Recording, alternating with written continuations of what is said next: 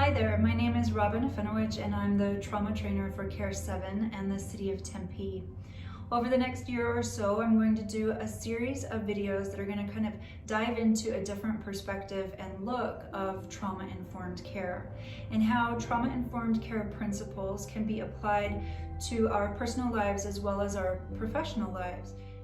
Honest and genuine connection and care to ourselves and others is at the heart of a trauma-informed practice. It is a willingness to consider the unique context and circumstances that influence one's life and behavior. It is a discovery of information that could be beneficial to understanding and enhancing relationships and community building. It is also a curious and kind approach to finding connection through shared human experiences, particularly those of adversity and diversity. There are many definitions of trauma. I often like to refer to trauma as the interruption of life as we know it.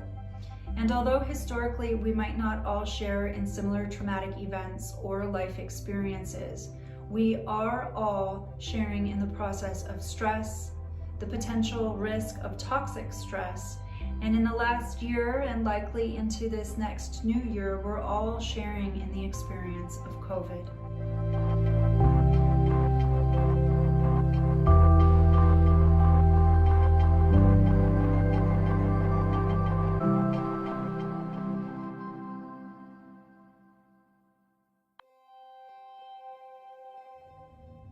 It would be hard to argue that COVID has not interrupted our quality of lives. Consider that COVID has provided an opportunity for us to explore our shared vulnerable human experiences. When we can be honest and intimate about our own process of potential trauma response or toxic stress, it's going to make it a lot easier to understand and support these concepts of trauma-informed care when it has a personal investment or value. The reality is, it has been a very difficult year, both personally and professionally. As much as we might want to push through and hide our vulnerability, none of us are coming out of this unscathed.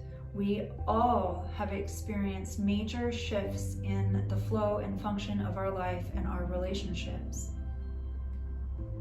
Oftentimes, when we are under high stress or pressure, we internalize that, and that internalization process really translates to a mind that isn't always so kind. So I'm going to introduce 5 basic and simple concepts that are trauma-informed. I call these 5 tools the Be Kind to Your Mind series.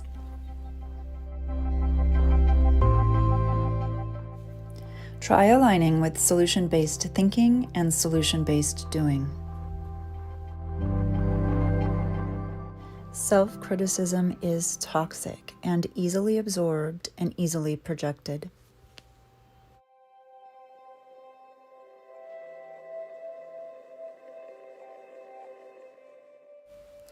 Stay informed to the things that are important to you, but just keep it in moderation and notice the levels of stress. Also, recognize what kind of content you are putting out. Remember that stress and overactivity are like a boomerang. You put it out there, it's likely going to come right back at you.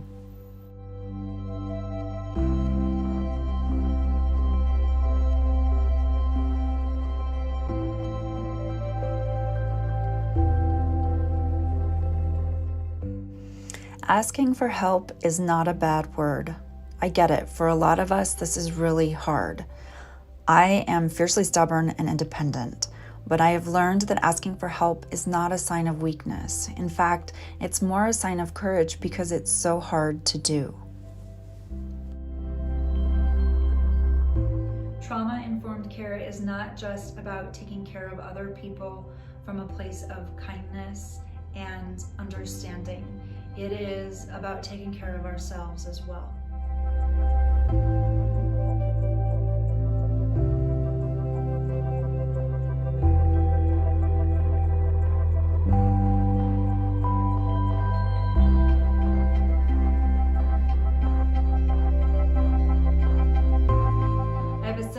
expression I learned a long time ago called TLCC. Take it, leave it, change it, but please consider it. Thank you so much for your time and consideration. I look forward to continuing to work with you.